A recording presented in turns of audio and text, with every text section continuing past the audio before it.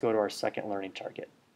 I can explain what it would mean to be producing at a point on the curve, inside the curve, or outside the curve of a PPF, and what would cause a movement from one point on the curve to another, and from a point inside the curve to on the curve. Here, it's about meanings of point location. So here on our generic PPF, we have consumer goods on one axis and capital goods on another axis.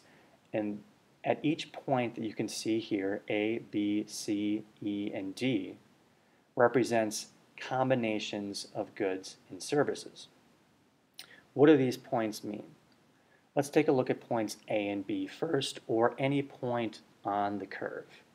This represents production efficiency. These are efficient points, and by efficient, we mean utilization of all of the resources, or full employment of all of the resources.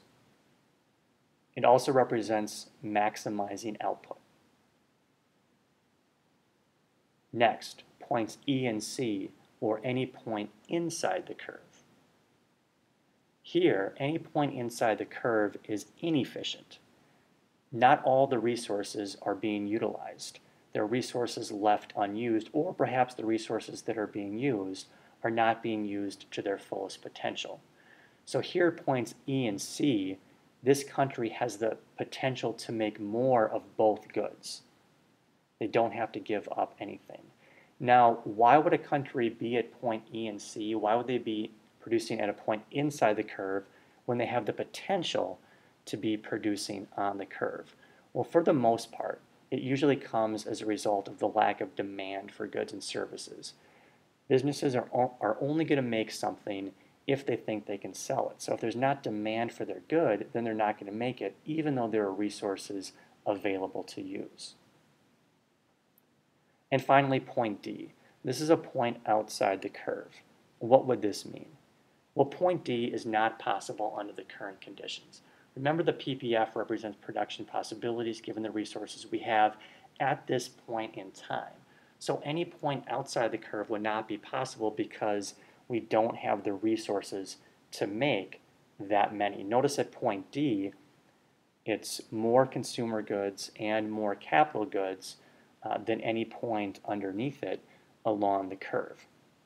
So not possible at this point in time. Now, maybe something could happen sometime in the future where a country has the ability to make the combination that's represented at point D, but right now, no.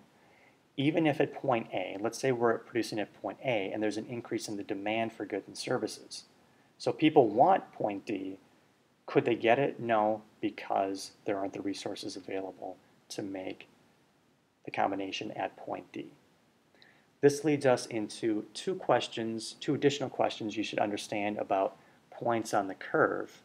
What would cause a movement from point A to point B, or from one point on the curve to another point along the curve? This would come from point A to point B here in this example with an increased demand for capital goods, a shift in resource allocation.